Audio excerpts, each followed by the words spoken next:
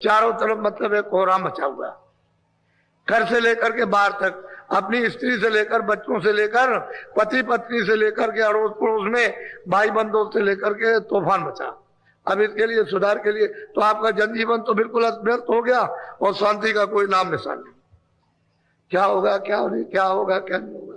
अरे भाई धीरे से रास्ता ढूंढ लो, कहीं ना कहीं रास्ता मिल ही जाएगा। भेजी गए यहां उनका कोई घर नहीं, न मृतलोक है, न स्वर्गलोक है, न बैकुंठ लोक है, न शक्ति लोक है, न ईश्वर लोक, न माया का लोक, न ब्रह्म लोक, न प्रकृति का, न वो मतलब पार ब्रह्म है, न मां। ये सारी जीवात्माएं सत्पुरुष के हुक्म और इच्छा से, सत्पुरुष की मौज और मर्जी से एक ही सनातन और अनाथ का रास्ता। जब जीवात्माएं यहां मृतलोक में लाई गई और ये शरीर मसाला मिलाकर तैयार किया गया, तो जीवात्माओं को दोनों आंखों के मध्य भाग में बैठा दिया गया। उस समय पर जीवात्माओं में होश था, ज्ञान था, शक्ति थी, आनंद था और मुक्त था। उस समय पर किसी प्रकार की कोई रुकावट नहीं, न पाप की थी न पुण्य की थी, न कोई धर्म की थी न कर्म की थी, न दफ्तर की है, न दुकान की है, न खेती की, न ब्राह्मणों की है, न क्षत्रिय की है, और न मंदिर की है, न मस्जिद की, न गुरुद्वारा, कोई रुकावट। सारी की सारी जीवात्माएं मनुष्य दोनों आंखों के मध्य भाग में इस मंदिर में बैठ करके और निरंतर हर रोज प्रतिरोज जब चाहे, क्षणों में चाहे तो क्षणों में मालिक का दीदार और दर्शन उस सत्पुरुष का सतलोक में करती थी। रोज इनका आना, रोज आना, पलक मारते पहुंचना, पलक मारते वापस आ जाना। इन जीवात्माओं की ये गति थी आने और जाने की, और इस गति से कोई भी चीज संसार में आ जा नहीं सकती। इतनी इनकी तेज रफ्तार थी आने और जाने की। सारी जीवात्माओं का रूहों का एक ही रास्ता, शब्द इनको, नाम इनको, आवाज ले आई। उसी आवाज रेलगाड़ी पर, जहाज पर बैठी हुई थी, उसी शब्द पर बैठ करके आती और जाती थी।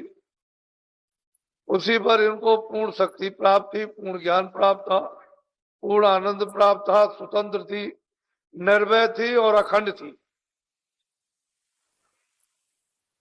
सारी जीवात्माओं का एक था। या कोई किसी छोटे बड़े जात पात का कोई भी किसी तरह का भेदभाव नहीं।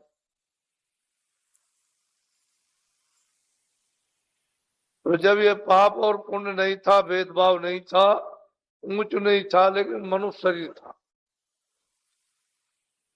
स्नान भी करते होंगे, देखते भी होंगे, जाड़ा भी लगने लगा, ठंडी भी लगने लगी। ये जो कुदरत की दी हुई चीजें ये थी, लेकिन पाप और पुण्य, आवरण, गंदगी, ना अच्छे और न बुरे की कुछ नहीं। पूरा पूरा इन सबको अधिकार, आजादी थी।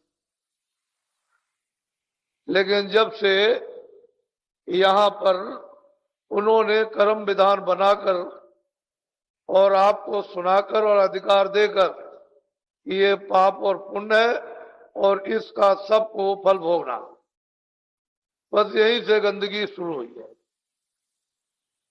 इसी गंदगी के कारण जो अनाथ का आद सनातन रास्ता, जिसको हम प्राय आज से 700 वर्ष पहले भूले हुए थे, बिल्कुल रास्ता खो चुका था, भूल चुके थे, छोड़ चुके थे। तो यही कर्मों की गंदगी से जब जीवात्माएं मैली होने लगी, उस मैल के कारण आंख और कान बंद होने लगे, उस आंख और कान बंद होने के कारण शब्द छूटने लगा, आंख से देखना बंद होने लगा और कानों से सुनना बंद होने लगा। तो धीरे धीरे धीरे धीरे आधार छूट गया। जो नाम का था, शब्द का था, जिसके द्वारा क्षण में जाना क्षण में आना, वो आधार आपका छूट। और फिर आपने अच्छे बुरे कामों को करते करते करते करते जब आपने पहाड़ों का ढेर बना लिया, तो फिर तब उसके विधानानुकूल भोगना ही पड़ेगा। तो उन भोगने के लिए उसने 4 खाने 84 लच्छियोनियां बनाई और उसके भोग के लिए सख्त सजा यानी कठोर दंड देने के लिए नरक बना और